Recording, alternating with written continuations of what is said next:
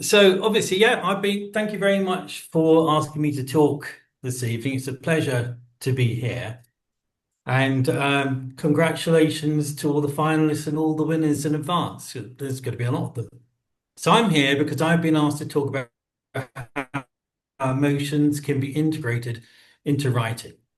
For the past 3 decades, I've worked with people with serious mental health problems.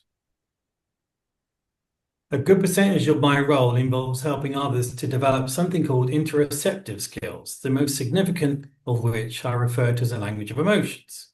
Ostensibly, that means how do people talk to themselves so that their bodies listen? So now, as a writer, you'll recognize that readers enjoy the comfort of immersing themselves into a character's experience while exposing themselves to no personal or psychological risk. They want to enter a world you've created for them while they sit on their sofa or lie in bed covered in a comfortable quilt. So if you write about a character that's abandoned, they will feel it. They'll feel lonely. Equally, if you show a character that loves, they'll feel their connection with others. These internal processes happen automatically, and readers basically have no choice about how their bodies react. In short, what I'm saying is, as a writer, you are in an excellent position to communicate with others at an emotional level. In therapy, I often find that emotions point my clients to what matters most to them, just like readers might do, even if their logical or analytical mind has no awareness of it. Good writing encourages deep thought and reflection, but great writing helps your readers access profound experiences they might not be able to reach on their own. If you want to make your writing more emotional, it will require a deep understanding of emotions. You'll need awareness, for example, that emotions respond very poorly to being ignored, blocked, or misrepresented. And that in contrast, they actually react exceptionally well to honesty. To bring emotion into your writing, you'll need to remember what it felt like in your most desperate moments. For example, when your heart felt broken, and to share that experience with others. When you do this, your writing will instantly come across as authentic. Your readers' emotions will be continuously present while they read, and they will recognize your honesty instantly. In this respect, if you want your readers to have an experience with depth, you'll need to write for your readers' emotions as well as their minds. A great story resonates because of the responses it evokes rather than the way it describes or explains. I'll now show a contradiction and subtleties of emotion using the following passage from Deeply Human. This brief segment describes a scene where a fictional character called Lisa has her first panic attack.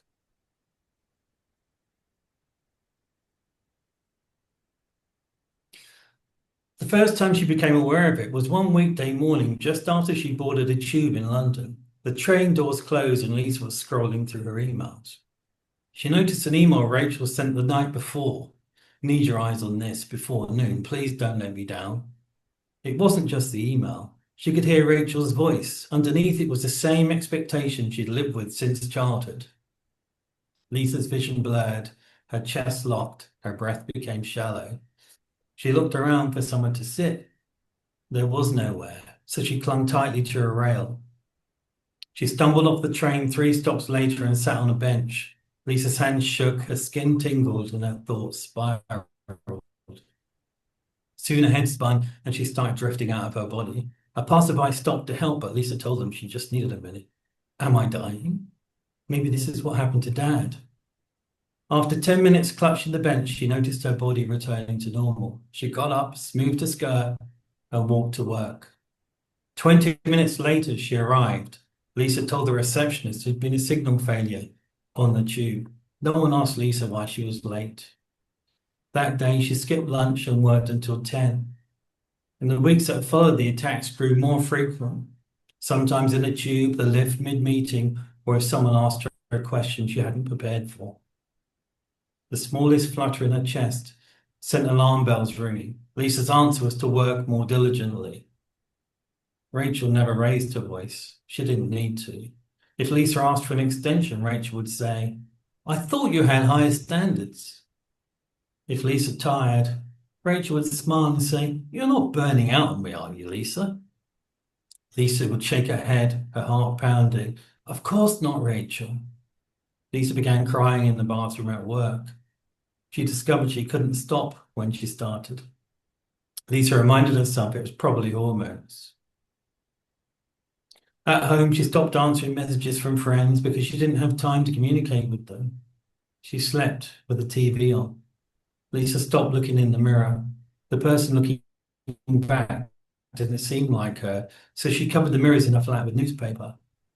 She thought about quitting, but the thought filled her with panic. There was nowhere for her to go. How would she live?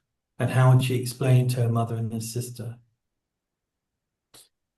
I wonder if any of you felt anything in your body as I read that short section, or perhaps you've had similar experiences yourself. When people read, the body feels before the mind has a chance to catch up. Readers may not realize that the heart rate is increasing and the breath is held as they read your book.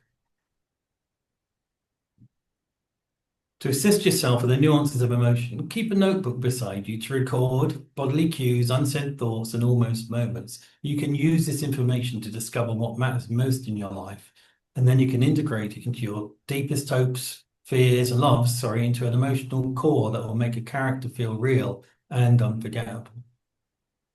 Your reader's emotions will thrive on connecting to a character that can help them feel seen and understood themselves. So emotions I describe them as living adaptive entities that interact with multiple systems to guide and protect their hosts. Constantly online, they gather information from multiple sources. They access data stored in the higher brain, and they integrate environment and social cues and sensory information collected online, in real time. Emotions can also learn to deliver patterned responses to specific individuals, helping people navigate familiar interactions. In Deeply Human, I detailed 27 basic emotions from lust to loneliness. Each emotion can be combined with others to create new states, like mixing herbs from a spice rack, for example, combining love and sadness will create nostalgia. Individual emotions also have their own separate motivations. Fear lets people know they're feeling unsafe psychologically or physically. Anger lets them know their rules are being violated. Joy will help them understand what's really important. James. When a character or person dismisses their emotions, for example, avoids their fear, denies their anger, or hides their grief, the way they interact with the world immediately becomes more complicated. James, sorry to interrupt you. In Deeply Human, are you saying that what you're actually doing is you've listed all of these emotions, but you're also showing us as writers how we can connect with these emotions so that we can then take the emotions that we're connecting with and put them into our characters when we're writing about our characters experiencing that kind of emotion? Is that what you're saying? That's a very good question. And yeah, it's exactly what I'm saying. So Great. all emotions, we need to feel them ourselves, understand how they influence our thinking processes, our bodily reactions. Although our experience will be different to the characters that you write about in your books, the emotions will be the same. Okay. So if we can capture that felt experience, your writing will come across as authentic. Great. So yes, exactly. I have to say yes, that's right. So interestingly, though, emotions will be looking away to force themselves out, and that's where writing gets interesting. So if characters find a way to finally listen and communicate with their emotions, they'll achieve balance and they'll find peace. Neuroscience suggests that reading about an action can activate the same parts of the brain as performing it. While the exact mechanism is still being investigated, this simulation process offers a powerful model for writers. Reading also offers a neurological connection between yourself and your audience. Writers who know this instinctively and intuitively understand how to connect to others. Writing is so much more than words on paper. It's a shared human experience. If you want to find out more about this area, I've written a short 10,000 word book that describes some of the things that I've talked about in this speech in more detail. It looks at emotional conflict, helping you write characters that resonate, and it's available for free today and for the next number of days, including the weekend. So hopefully you get a chance to read it. Just type in Dr. James P. Manning and you'll find it. So this guide offers advice on how to evoke empathy, set a stage for inner conflict, and make the characters more interesting. And obviously the characters who follow emotional logic will then follow emotional logic rather than plot convenience. So basically, emotional logic is the principle that a character's actions must make sense within their unique psychological framework. It's the hidden why behind a self-sabotaging choice that is rooted often in a character's past trauma or their core beliefs. So thank you very much for having me here today to present. James, I just wanted to say to everybody that we're very, very lucky that James has written this book just for us, and especially because of tonight. He's very, very kindly giving it to us free until Sunday. So please make sure that you go and download How to Evoke Empathy. But James, I just wanted to ask you as well, how does Deeply Human and How to Evoke Empathy differ? Can you just tell us how the two differ? Or maybe one. Excuse me, I'll just stop this. Deeply Human is a book that explores emotion and how to connect with it and how to communicate with it to achieve peace in the self. Now, that's not going to be very interesting for writers. They probably would want more of the opposite, conflict and having those emotions come out sometimes in unexpected ways.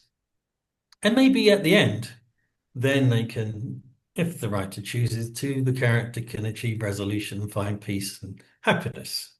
Okay, that's cool. And how can writers connect with you, James? How can they connect with you? Are you on social, or how if anybody wants to ask you? If anyone's got a particular question they want to ask me, please feel free to email me. It's at stoppingdepression, the words are as they sound, at gmail.com. I don't really engage too much in social media, but you can find my work on Amazon.